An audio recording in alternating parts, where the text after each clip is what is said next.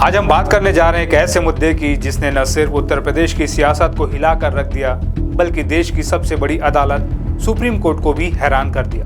जी हां, हम बात कर रहे हैं प्रयागराज में बुलडोजर कार्रवाई की, जहां कुछ लोगों के घरों को रातों रात ढहा दिया गया।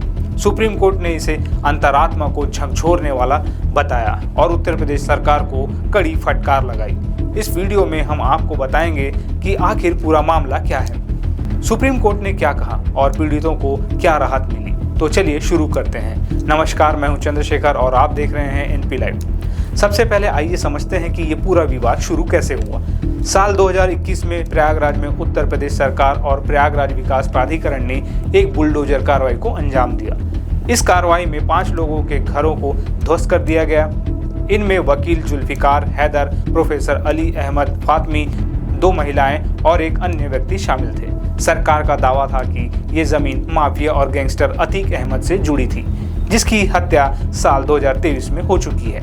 लेकिन पीड़ितों का कहना था कि उनकी संपत्ति का अतीक से कोई लेना देना नहीं था और ये कार्रवाई पूरी तरह से गैरकानूनी थी। इन लोगों का आरोप था कि प्रशासन ने शनिवार की रात को नोटिस जारी किया और अगले ही दिन यानी रविवार को बुलडोजर लेकर उनके घरों को ढहा दिया। उन्हें न तो अपनी बात रखने का मौका दिया, न ही अपील करने का समय। ये कार्रवाई इतनी तेजी से हुई कि पीड़ित परिवार कुछ समझ पाते उससे पहले ही उनके घर मलबे में तब्दील हो चुके थे। इसके बाद पीड़ितों ने इलाहाबाद हाई कोर्ट का दरवाजा खटखटाया, लेकिन वहां उनकी याचिका खारिज हो गई। फिर उन्होंने सुप्रीम कोर्ट की शरण ली और यहीं से इस कहानी में नया मोड़ आया। 24 मार्च 2025 को सुप्रीम कोर्ट में जस्टिस अभय एस ओका और जस्टिस उज्ज्वल भुइयां की बेंच ने इस मामले की सुनवाई शुरू की। कोर्ट ने जैसे ही इस कार्रवाई का ब्यौरा सुना, उसकी प्रतिक्रिया बेहद सख्त थी। जस्टिस ओका ने कहा, यह हमारी अंतरात्मा को झकझोरता है कि किस तरह से आवासीय परिसरों को मनमाने ढंग से ध्वस्त कर दिया गया। कोर्ट ने नोटिस देने के सिर्फ 24 घंटे बाद घरों को गिराने पर कड़ा ऐतराज जताया। पीठ ने सवाल उठाया कि आखिर पीड़ितों को अपनी सफाई पेश करने या अपील करने का समय क्यों नहीं दिया गया। सुप्रीम कोर्ट ने यह भी कहा कि देश में कानून का शासन है और नागरिकों के अधिकारों की रक्षा करना सरकार का कर्तव्य है। जस्टिस ओका ने जोर देकर कहा, अगर हम एक मामले में ऐसी प्रक्रिया को बर्दाश्त कर लेंगे तो ये सिलसिला चलता रहेगा।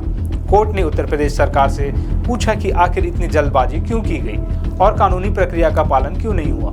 इस सुनवाई में सरकार की ओर से अटॉर्नी जनरल आर वेंकट रमणी ने दलील दी कि नोटिस पहले भी कई बार दिए गए थे और ये कार्रवाई अवैध कब्जे को हटाने के लिए थी, लेकिन कोर्ट ने इसे सिरे से खारिज कर दिया और कहा कि प्रक्रिया में पारदर्शिता और निष्पक्षता की भारी कमी थी।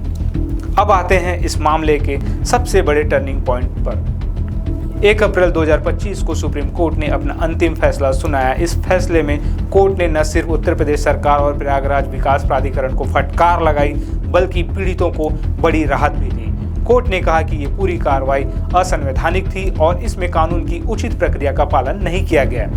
जस्टिस ओका ने अपने फैसले में कहा, आश्रय का अधिकार मौलिक है, देश में कानून का शासन है और नागरिकों के घरों को इस तरह से नहीं गिराया जा सकता। सुप्रीम कोर्ट ने प्रयागराज विकास प्राधिकरण को सख्त निर्देश दिया कि वो सभी 5 याचिकाकर्ताओं को 6 हफ्तों के भीतर 10-10 लाख रुपए का मुआवजा दे। साथ ही कोर्ट ने ये भी साफ किया कि नोटिस देने के 24 घंटे के भीतर घर गिराना पूरी तरह से गैर कानूनी था। इस फैसलों को सुनते ही पूरे देश में चर्चा शुरू हो गई।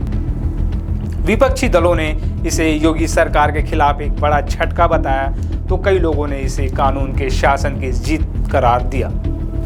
अब सवाल ये उठता है कि क्या ये सिर्फ एक मामले की बात है या इससे बुलडोजर नीति पर बड़े सवाल खड़े हो गए हैं। पिछले कुछ सालों में उत्तर प्रदेश में बुलडोजर का इस्तेमाल अपराधियों और अवैध निर्माणों के खिलाफ एक हथियार के तौर पर किया जाता रहा है, लेकिन सुप्रीम कोर्ट ने पहले भी कई बार इस नीति पर सवाल उठाए। नवंबर 2024 में कोर्ट ने बुलडोजर कार्रवाई के लिए देशव्यापी दिशा निर्देश जारी किए थे, जिसमें कहा गया था कि किसी भी ध्वस्तीकरण से पहले नोटिस देना, सुनवाई का मौका देना और वीडियोग्राफी करना जरूरी है। प्रयागराज का ये मामला उस नीति की एक मिसाल है जहां इन नियमों का पालन नहीं हुआ। कोर्ट ने साफ कर दिया कि सिर्फ किसी के अपराधी होने या संदेह के आधार पर उसके घर को नहीं ढाया जा सकता। इससे उत्तर प्रदेश सरकार की उस छवि पर भी असर पड़ा जो बुलडोजर को न्याय का प्रतीक बताती रही है। इस फैसले के बाद कई लोग ये सवाल उठा रहे हैं कि क्या अब बुलडोजर कार्रवाई पर पूरी तरह से रोक लग जाएगी। जवाब शायद नहीं है, लेकिन अब कार्रवाई में कानूनी प्रक्रिया का पालन जरूरी होगा। इस फैसले से जुल्फिकार हैदर, अली अहमद और बाकी पीड़ितों को न सिर्फ मुआवजा मिलेगा बल्कि उनके सम्मान और अधिकारों की भी रक्षा हुई है। कोर्ट ने यह भी संकेत दिया कि अगर भविष्य में ऐसी कार्रवाई हुई तो जिम्मेदार अधिकारियों को सजा भुगतनी पड़ सकती है। ये फैसला उन तमाम लोगों के लिए उम्मीद की किरण है जो अपने घरों को बचाने के लिए लड़ रहे हैं। हालांकि सरकार के लिए ये एक सबक है कि कानून से ऊपर कोई नहीं है।